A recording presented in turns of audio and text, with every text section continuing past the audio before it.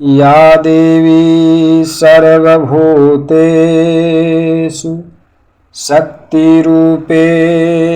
संस्थिता। नमस्तस्यै नमस्तस्यै नमस्तस्यै नमो नमः।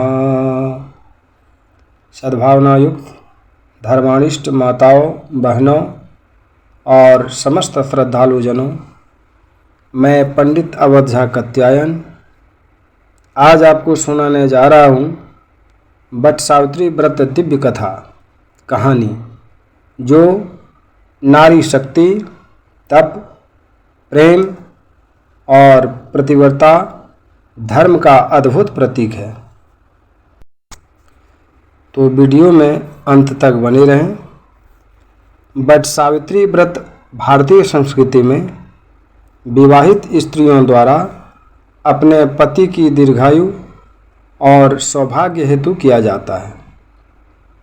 इस दिन वट वृक्ष की पूजा की जाती है, जिसे ब्रह्मा, विष्णु, महेश का प्रतीक माना गया है। यह व्रत एक सावित्री नामक धर्मनिष्ठा स्त्री की पवित्र कथा पर आधारित है, जिन्होंने तप और संकल्प से स्वयं यमराज को भी पराजित कर अपने पति को मृत्यु से वापस लौटा लिया। सावित्री कौन थी और इस व्रत का नाम वट सावित्री व्रत क्यों पड़ा? आइए जानते हैं इस कथा के माध्यम से। तो कथा अंत तक सुने, तभी समझ पाएंगे। बहुत समय पहले भद्रदेश में राजा अश्वपति राजा राज करते थे। वे संतानहीन थे, उनका कोई बाल बच्चा नहीं था। तो राजा अश्वपति ने संतान प्राप्ति के लिए 18 वर्षों तक प्रतिदिन 1 लाख हवन आहुतियाँ देकर देवी की आराधना की।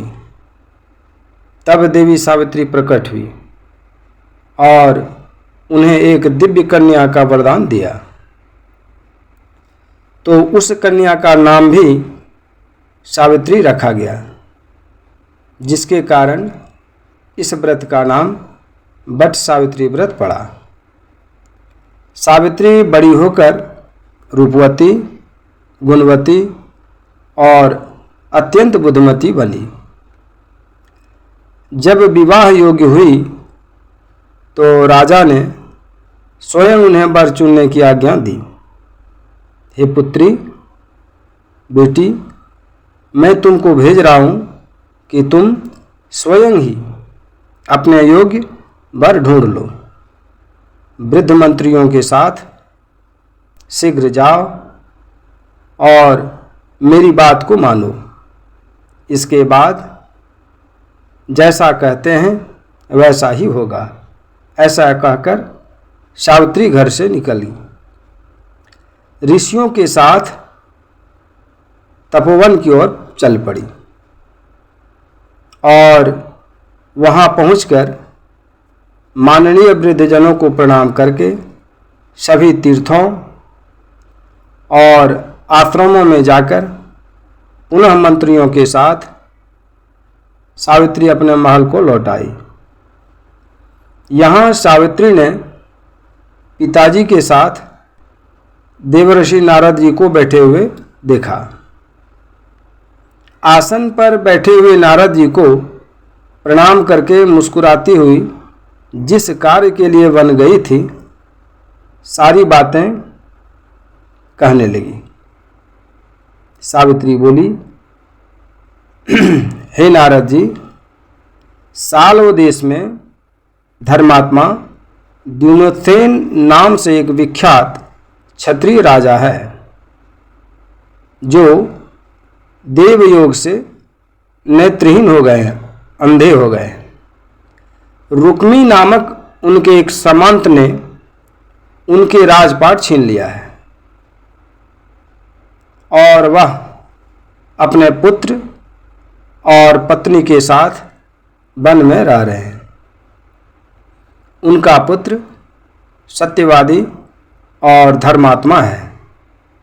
उसे ही मैंने मन में पति रूप में वरण किया है। नारद जी सावित्री के वचनों को सुनकर बोल पड़े, हे राजन, सावित्री ने यह बड़ा कष्टप्रद कार्य कर डाला है। बाल बुद्धि होने से इसने केवल गुणवान समझकर सत्यवान को वरण कर लिया। सत्यवान मिट्टी के घोड़े बनाता है और घोड़े का चित्र भी बनाता है, इससे उसे चित्रांश भी कहते हैं। सत्यवान दान और गुण में रंतिदेव के शिष्य के समान है। ब्राह्मणों की रक्षा करने वाला और सत्यवादी है। राजा ययाति के समान उदार, चंद्रमा के समान प्रिय लगने वाला, रूप में दूसरे अश्विनी कुमार के समान और दिमुत्सेन के समान बलवान है। लेकिन उसमें केवल एक दोष है, दूसरा कोई नहीं। क्या दोष है? सत्यवान अल्पायु है और 1 वर्ष में मृत्यु निश्चित है। यह सुनकर राजा चिंतित हो गए, परंतु सावित्री ने दृढ़ निश्चय करते हुए कहा कि राजा लोग किसी से एक बार कोई बात कहते हैं, ब्राह्मण एक ही बार कहते हैं और एक ही बार कन्या दी जाती है।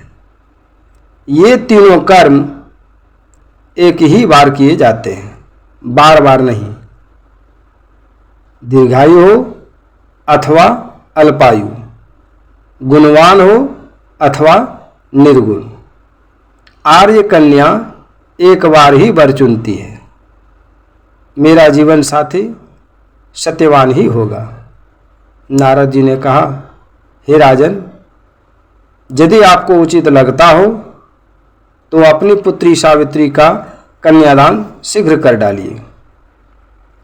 राजा शुभ मुहूर्त विधि विधान पूर्वक सत्यवान के संग सावित्री का विवाह करवा दिया। सावित्री अपने पति को पाकर ऐसे प्रसन्न थी जैसे उसे पुण्यवान पुरुष स्वर्ग को पाकर प्रसन्न होता है।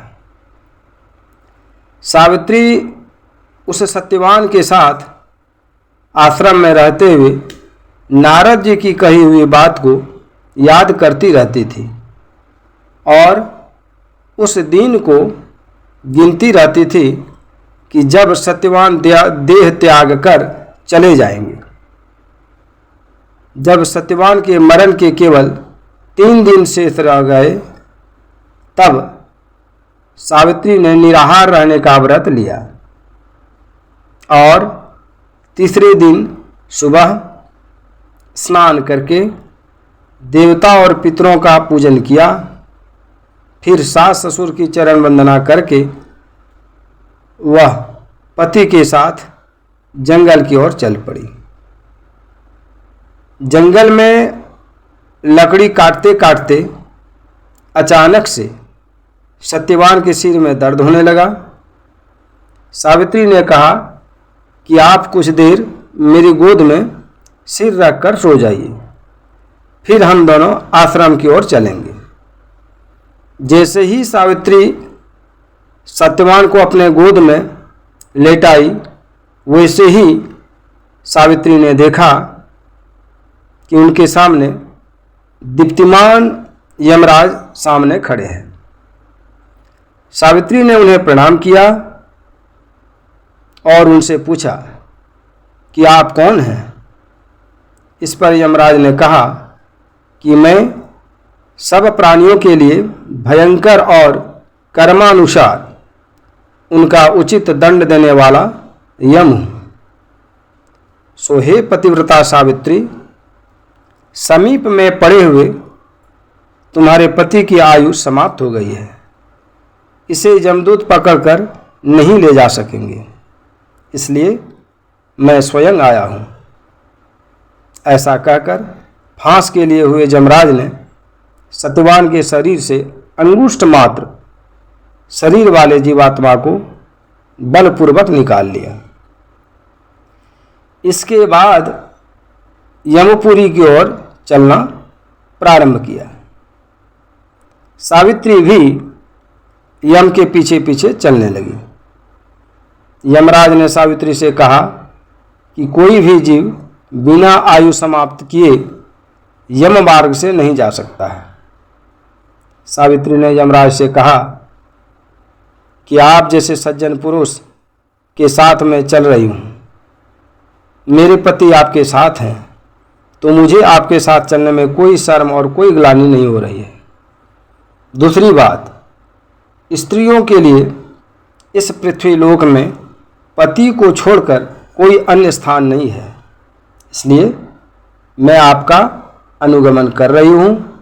सावित्री की मधुर बातें सुनकर यम ने कहा कि मैं तुम्हारी बातों से प्रसन्न हूँ, इसलिए जो इच्छा हो वर मांग लो। सावित्री ने 3 वर मांग ली। पहला वर, सास ससुर को नेत्र ज्योति मिले।